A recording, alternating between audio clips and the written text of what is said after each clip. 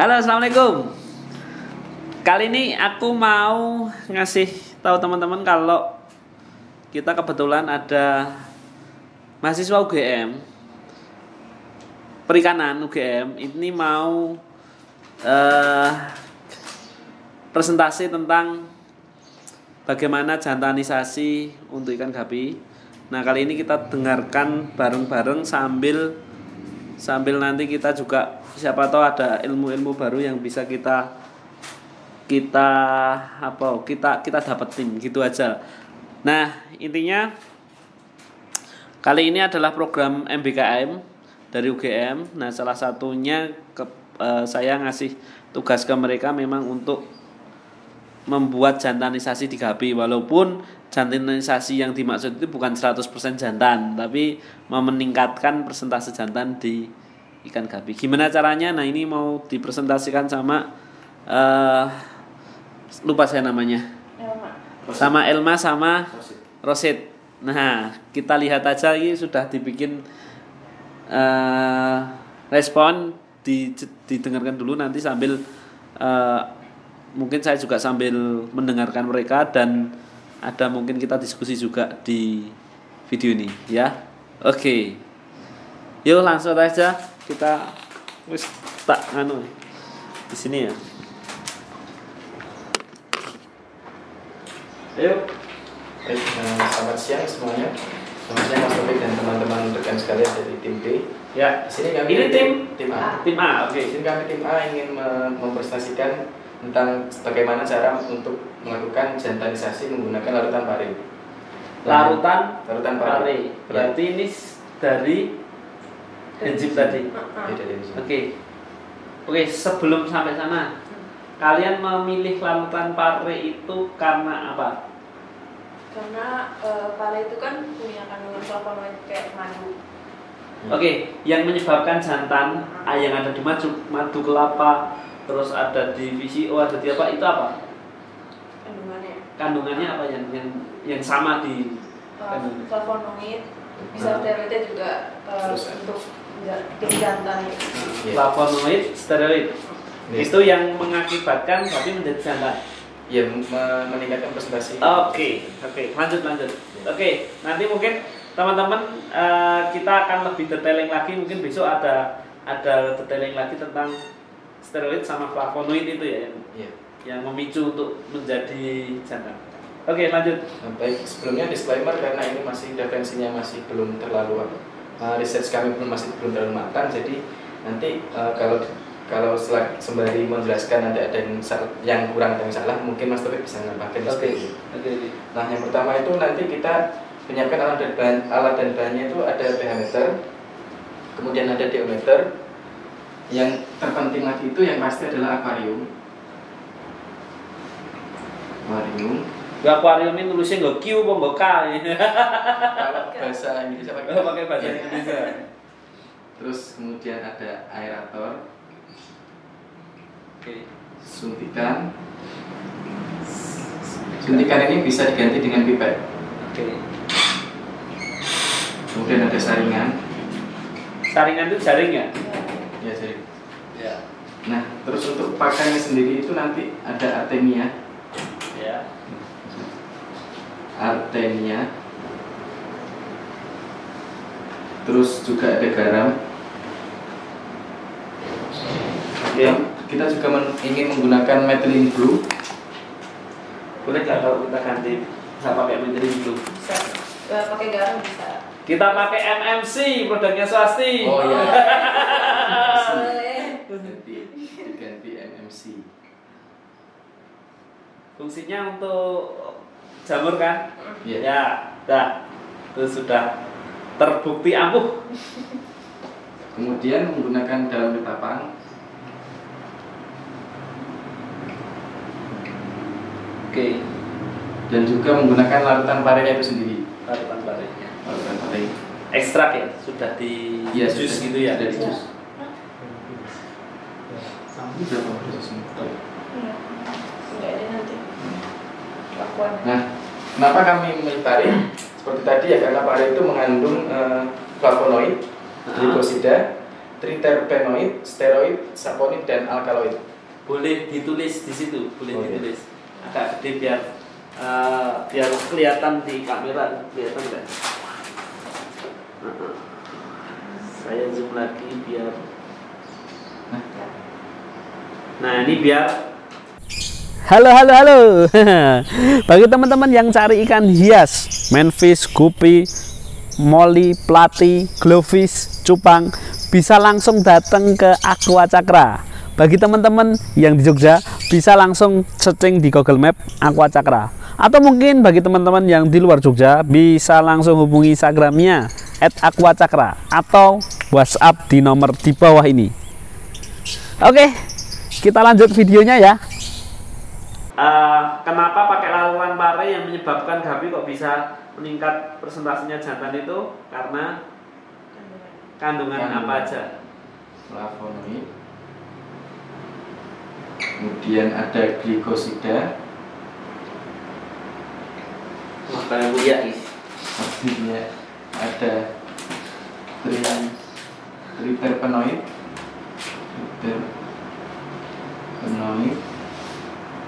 Lalu ada steroid. Kemudian saponin. Dan yang terakhir itu ada alkaloid.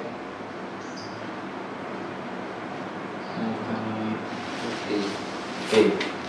Nah, kemudian kalau sudah di alat dan bahannya itu sudah lengkap, sudah disiapkan, nanti kita kemudian ingin melanjutkan dengan seleksi induk atau penyeleksian induk.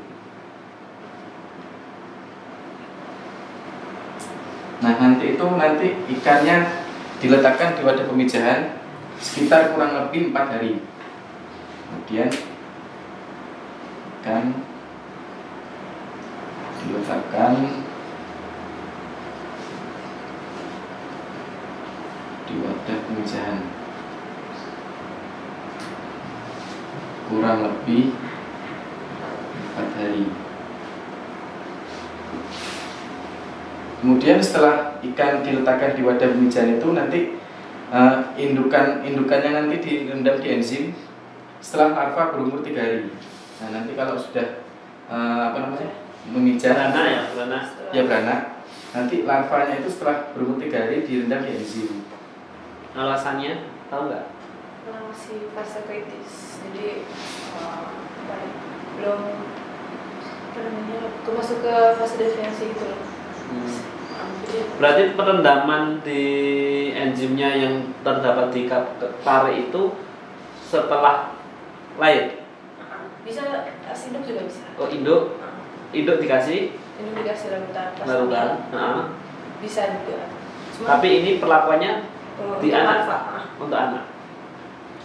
Kenapa seperti itu? Nah, mungkin saya sedikit tambahan ya. Karena pembentukan jantan dan betina itu ada di fase, kalau ikan bertelur itu biasanya di fase hari-hari pertama itu pembentukan jantan betina, jenenge kromosomnya jantan betina itu biasanya di situ. Tetapi ada yang berpendapat juga ketika ditelur. Nah, karena ini gapi itu kan ovovivipar ya, live bearer, jadi memang bisa dua-duanya dilakukan. Induknya direndam bisa, anaknya direndam bisa. Tapi ini 3 hari ya? Iya. Ada referensinya ya? Sudah ada referensi? Ada. Oke. Terus? Oke, kemudian langkah selanjutnya itu nanti ada pemeliharaan larva.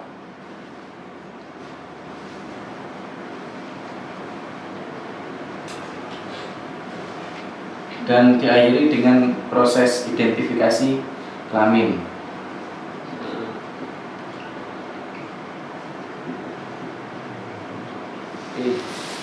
Nah, kemudian ini kan proses-prosesnya kan tentunya memerlukan kayak perlakuan seperti itu kan. Nah, perlakuannya ini kami lakukan dengan kurang lebih 4 perlakuan. Dengan rincian perlakuan saat pertama itu 47%. Ini bukan itu. sorry. Fase 1 itu kontrol. oh iya. Fase 1 kontrol. Kontrolnya tanpa dikasih apa-apa. Iya. Iya, dikasih apa? Tabelnya itu kira-kira 1,5 mililiter. Gitu. Ketiganya 3 mili.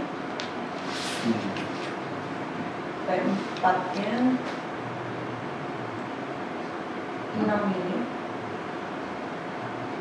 P5-nya 9. Itu ada 5 sebenarnya. Iya, ada 5 perlakuan. Dan 5 perlakuan ini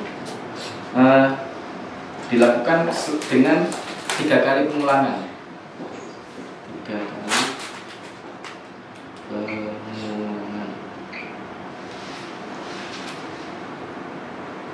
Oke, berarti ada 5 perlakuan dengan 3 kali Pengulangan. Ini.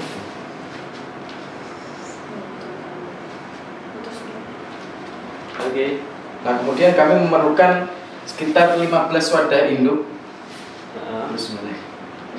Di induk itu loh, di mana aja, di akuariumnya aja. Oh, iya. Dipecah jadi induk. Induk itu sekitar 15 wadah induk. Ya, 15 dalam tanda kurung 15 gitu aja. 15. Terus pembesaran. Terus pembesarannya itu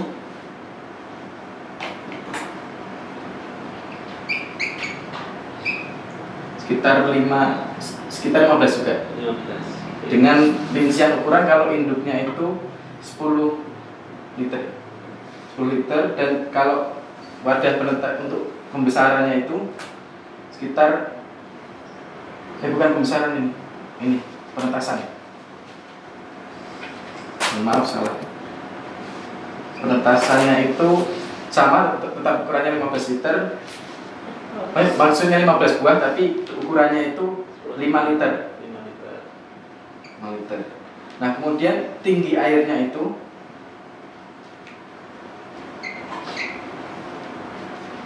tinggi air 15 cm untuk pemijahan.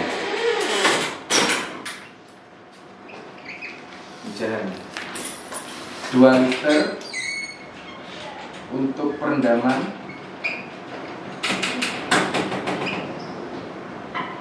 dan 5 liter untuk pemeliharaan. Oke. Gitu. Ya, nanti mungkin detailingnya kita diskusi lagi. Ini kayaknya gini, kayaknya yang nanti kita akan sesuaikan juga dengan kondisi kita. Itu kan perencanaan kalian untuk perlakuan tadi ya, perencanaan kalian. Nanti kita sesuaikan dengan kondisi di lapangan. Apakah wadah sebanyak 15 akuarium itu kapasitasnya 10 liter atau enggak, dan lain-lain kita nanti sesuaikan di lapangan. Ada lagi? Sudah. Ya. Oke, dari paparan semua ini ya, kalau menurut saya yang paling penting nanti untuk tim A ini adalah ya, yang pertama untuk induk. Untuk induk itu kalau kalian berarti butuh berapa induk, berapa pasang induk? 15. Nah, itu kan PR-nya, apakah itu 15 induk itu untuk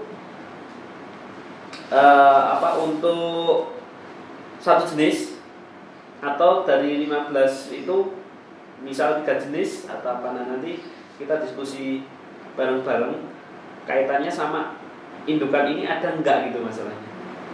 Indukan ini ada enggak sebanyak itu. Kalau kita kan juga nggak mau induk yang saya kasih nanti induk yang asal-asalan. Jadi tak kasih induk yang sekalian bagus sekalian, biar nanti anaknya juga bagus gitu. Terus oke, itu sudah. Terus nanti untuk tempatnya kita gunakan tempat yang di R&D kita.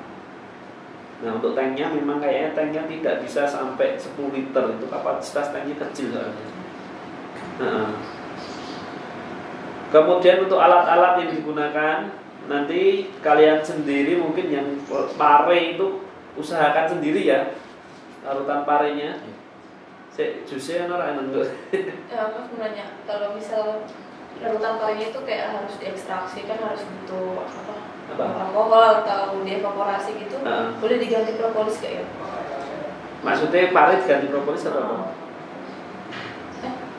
Gimana maksudnya? Dia jadinya kalau misalnya susah gini, takutnya nggak boleh minjem dari kampus atau gimana Untuk ekstraksi parit. Kita pakai model barbar aja, nggak harus pakai kampus. Ekstraksi itu kan nggak harus pakai alat ekstraksi atau evaporasi. Kita bisa menggunakan alat-alat yang ada, menggunakan blender, alkohol dan lain-lain, itu bisa untuk ekstraksi. Nanti itu kita di lapangan dihadapkan dengan hal-hal kayak gitu. Ya nggak mungkin kita harus ke lab. Nah kayak gitu. Aku sepakat sih dengan Pare karena mudah didapat dan mudah ditiru yang penting. Kalau nanti pakai propolis dan lain, propolis itu mahal. Yeah. Kalau mau cari sendiri ya diantar tawon nanti, dia kan rumahnya tawon dia. Terus kalau bisa apa yang ada di sini ya jadikan lab. Jadi semua anak-anak yang ada di kelas ini nggak boleh keterbatasan dengan lab. Misal aku nggak mau jalan nih karena ini belum dilabkan. Oh alatnya nggak bisa jalan karena ini alatnya harus mungkin dikalibrasi dulu atau apa. Nggak boleh, kita harus gimana caranya kayak gitu. Nah misal harus ini mau ekstraksi pare, kalian cari di YouTube bagaimana cara ekstraksi pare skala rumahan kayak gitu, itu bisa. Bahkan saya sendiri pun sampai sekarang melakukan hal yang mungkin skalanya mungkin lab tapi tak kerjakan sendiri. Contoh ya, saya bikin budidaya cacing sutra hanya dengan talang air kayak gitu. Nah nanti itu masalah barbar kayak gitu nanti kita bisa lah gampang ketemu nanti caranya gitu. Jadi nggak usah diganti dengan propolis, pakai pare aja. Tujuan kita kan ini bikin penelitian yang hasil penelitian ini apabila nanti kamu masukin kontrol macam-macam dari data masukin di, biasanya pakai apa kalau masukin ngolah data? SPSS. Pakai RStudio ya, soalnya PSS zaman lawas itu. Nah itu kan datanya dimasukkan ke situ, nanti akan jadi ketahuan apakah datanya itu valid dan tidak valid kan ketemu, tapi apakah ini berhasil atau tidak kan gara-gara itu. Nah tapi untuk yang lain-lainnya yang harus dilakukan di lapangan, kita nggak usah terlalu teoritis. Mungkin kalian masih mahasiswa, tapi ini tak ajak berpenelitian di lapangan yang tidak ada fasilitas apapun, tapi kita tetap bisa mengerjakan kayak gitu. Oke, ada lagi? Sudah ya. Nah, tolong ini dokumen ini nanti kita di recap, di foto dan lain-lain, nanti kita akan jadi laporan. Oke? Ini foto baru. Foto ini aja, ini. Oke ya, lanjut ya. Sekian dari kami tim A. Untuk kurang dan lebihnya kami mohon maaf. Kami tutup. Terima kasih. Sampai jumpa. Oke.